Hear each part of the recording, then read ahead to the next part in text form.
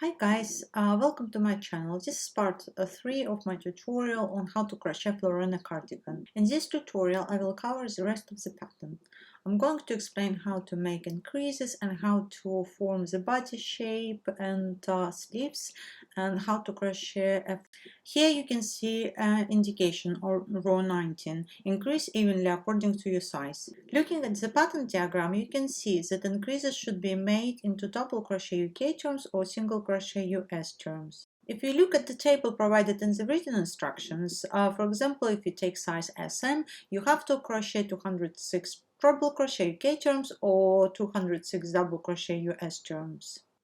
157 indicates how many of the same stitches you have had, and you have to increase 49 stitches, altogether 206 stitches to complete the row. The size SM will have 26 flowers, 26 times 6. Why 6? Because you have to work 3 and 3 stitches per flower.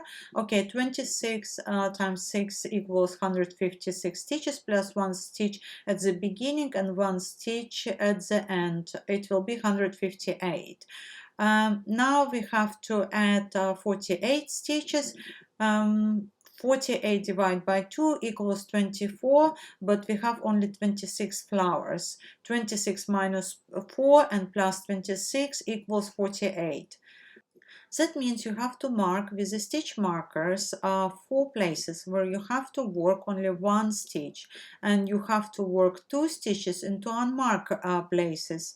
Divide evenly. For example, mark 2 places at the front, 1 at the right side and 1 at the left side, and 2 at the back. After you have completed row 19, follow the pattern till row 25. I'm not going to crochet this part. I think you are familiar with all stitches already.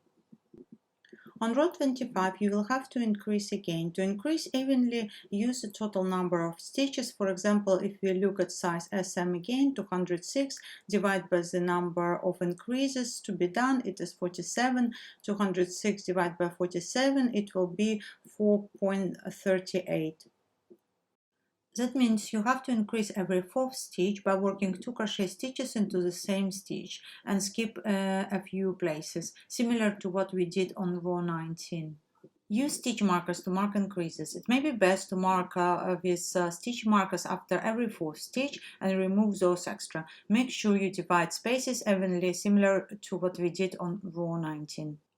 After you have completed row 25, follow the pattern till row 30. Here you can see indication forming body and sleeve shapes. First, you will have to complete this row, and after insert stitch markers to mark body shape and sleeve shape.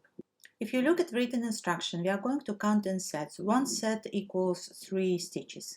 Insert the first stitch marker after the first 13 sets of 3. It will be 39 crochet stitches for the half front piece.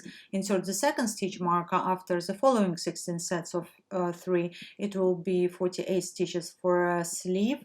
Insert the third stitch marker after 26 sets of 3. It will be 78 stitches for the back piece. And insert the fourth stitch marker after 16 sets of 3. It will be 48 stitches for the second sleeve. You should have 13 sets of 3 left. It will be 39 stitches for another half front piece. Altogether for the body shape, 52 sets of 3. It will be 156 treble crochet UK turns or double crochet US turns plus 1 stitch on each front side after you have completed the row number 30. After you insert your stitch markers to divide different parts, additionally you will have to add increases to begin row 31. Use the same method that we used before. To increase evenly, use the total number of stitches and divide by number of increases to be done. I would suggest to avoid confusion, please use different stitch markers to mark where you have to join and where you have to increase.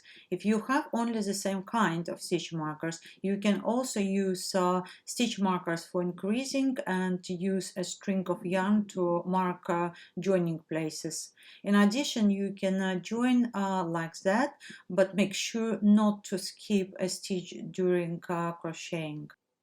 Continue crocheting the body shape till part 7 and repeat part 7 2-3 times, the length you require.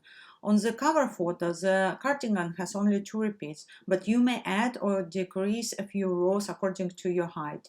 We all have unique body shapes and height, and sometimes it is better to adjust the length that suits you best than the main pattern.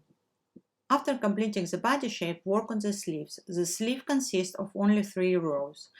Begin mid under the sleeve, fasten the yarn with 1 slip stitch. Here you can see how the pattern starts and here how the pattern ends. Chain 3 to begin the round. Work in the round the required amount of stitches according to your size and finish with a slip stitch into the 3rd chain stitch.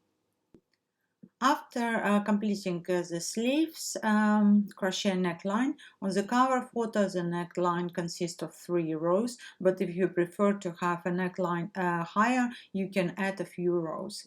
Here you can see it is a decreasing row. You don't have to calculate anything, just follow written instruction. Row 3 is a decreasing row again. However, this row where you have to use stitch markers again. Decreasing method decrease by working 1 stitch into 2 stitches. How we decrease? The decrease method is by working 1 stitch into 2 stitches. And the final part is a front band. Here you can see that you have to work double crochet UK turns or single crochet US turns. On one side you have to crochet 5 rows, on the other side 5 rows as well, but on the 3rd row you have to work the buttonholes by chaining 1 and skipping 1. And last but not least, attach buttons to your cardigan. This project has come to the end. Thank you for watching. I hope you have a great experience and your new cardigan looks fantastic. I'm looking forward to working with you on my next project. For those who are new to my channel, if you would like to see more videos in the future, please subscribe to be notified when I add a new video. Enjoy your day or evening, and I will see you soon.